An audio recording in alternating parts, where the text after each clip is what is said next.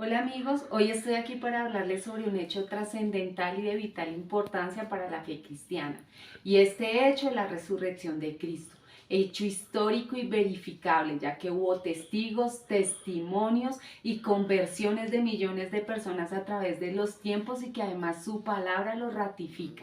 El Señor resucitó. A continuación les expondré la teología de Juan y de Pablo acerca de este tema. Antes de entrar en este tema apasionante, me gustaría compartirles una frase muy propicia para lo que vamos a tratar ahora. Y esta frase es que la muerte fue prueba de que Jesús era humano y la resurrección fue prueba de que Él es Dios. Jesucristo es Dios. Jesucristo resucitado, glorificado, el que ascendió, el que está sentado a la diestra de Dios Padre y que está allí intercediendo por cada uno de nosotros.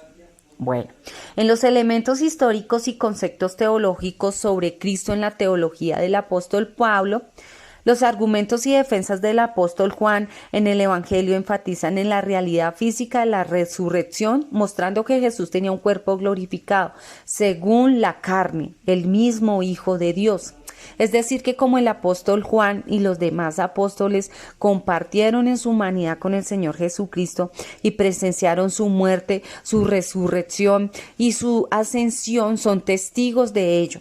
Entonces, por eso el apóstol Juan en su evangelio relata a ese Jesucristo ascendido, a ese que se hizo el verbo, a ese que se manifestó y que cumplió lo que dijo cuando estaba con ellos al hacerse el Hijo de Dios, al ascender a los cielos, al dejar el Espíritu Santo para que intercediera por nosotros y para darles poder a ellos para que fueran a proclamar las buenas nuevas a otros, y desde aquí partiera esa historia grandiosa de que el cristianismo empezara a florecer mediante la resurrección de nuestro Señor Jesucristo. Algunas de las implicaciones significativas de la ascensión de Jesucristo son las siguientes. La preparación para la venida del Espíritu Santo. En Juan 16:7, Jesús declaró la importancia de su partida, afirmando que era necesario para que el Consolador, el Espíritu Santo, viniera a sus seguidores. Explicó que si no se fuera el Espíritu Santo no podría llegar, pero si partía enviaría el Consolador. Este evento marca un evento crucial en la historia cristiana, al abrir las puertas a la influencia divina del Espíritu Santo. Otra es la coronación del Cristo como Rey.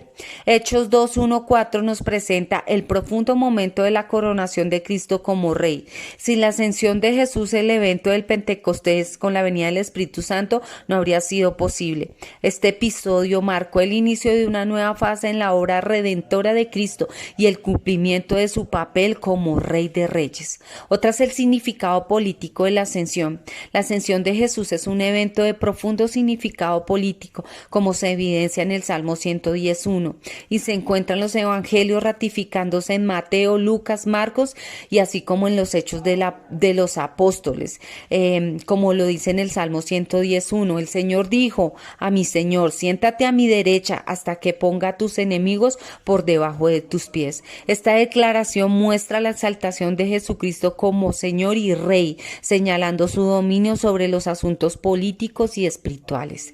Dimensión sacerdotal de la ascensión. Además de su dimensión política, la ascensión de Cristo también tiene un significado sacerdotal. En Mateo 28:20 destaca la promesa de Jesús de estar con sus seguidores siempre, hasta el fin del mundo. Esta declaración subraya un papel continuo como sumo sacerdote, intercediendo por la humanidad y guiando a sus seguidores en el camino de la obediencia en sus enseñanzas. Encontramos 4 evidencias, aunque hay más, de la resurrección. Estas son de las más importantes en el Evangelio de Juan. Y una es la tumba vacía, que pues por el tiempo no podemos profundizar, pero en Juan 20:1 y 2 encontramos este pasaje. La segunda es Jesús se aparece a Tomás y toca sus heridas. Tomás, el incrédulo, que el Señor le tuvo que decir que tocara el costado por donde penetró la lanza y que tocara las perforaciones de sus manos, sus heridas, y pues este relato lo encontramos en Juan 20, del 24 al 29. La tercera es Jesús, se le apareció a sus discípulos, que también está relatado en Juan 20, 19 al 21. Y el verbo se hizo carne, que está en Juan 1, 14. O sea, ratificando desde el comienzo de Juan que el Señor se hizo carne, pero es el verbo humanado que ha estado desde el comienzo de la creación, que Él es el primogénito de la creación, el heredero, el Hijo de Dios.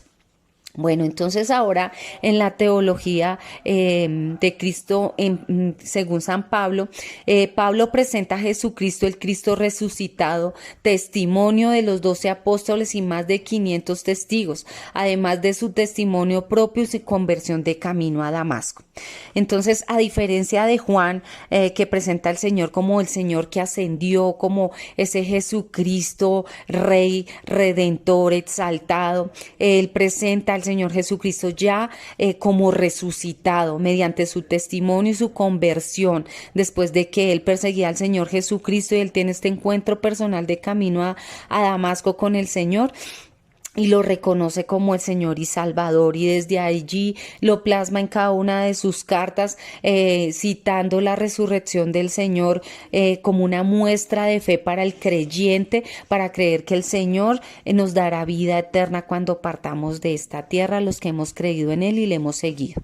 Los aspectos importantes de la doctrina de la ascensión, primero son la legitimidad apostólica de Pablo, la experiencia de Pablo en el camino a Damasco, tal como se describe en Hechos 9, 1, 19, constituyó un encuentro personal y directo con Cristo resucitado.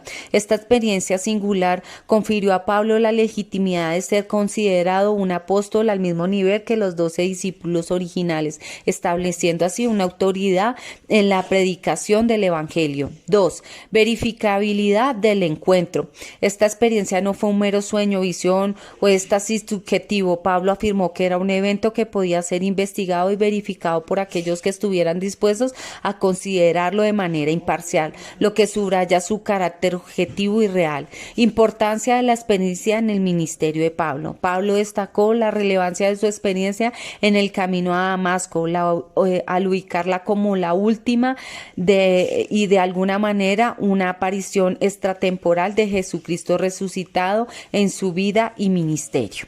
La cuarta es el deseo de participar en la resurrección. En Filipenses 3, 1, 10 y 11, Pablo expresó su profundo deseo de conocer a Cristo y participar de su resurrección. Esto refleja la aspiración de los cristianos a una relación íntima con Cristo y a experimentar la vida eterna que su resurrección promete. 5. Cristo como las primicias de la resurrección. En 1 Corintios 15, 20, Pablo enfatiza la importancia de la resurrección de Cristo como las primicias de los que han muerto. Esto significa que Jesucristo abrió el camino para la resurrección de los creyentes y garantizó la vida eterna para todos aquellos que confían en Él.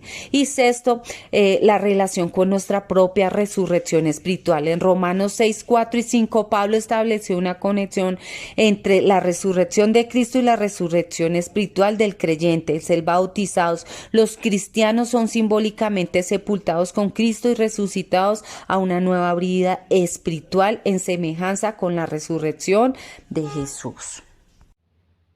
En conclusión, Cristo resucitó y permanece vivo para siempre. El Señor Jesucristo murió y resucitó y eso confirma su divinidad.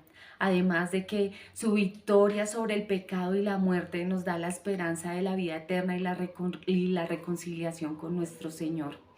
Los invito a tener una vida transformada de la mano con el Señor mediante su amor y la gracia redentora de su sacrificio en la cruz, dando su vida por nosotros, perdonando nuestros pecados, subiendo a los cielos, resucitando para ser el primero en resucitar y darnos muestra de la vida eterna.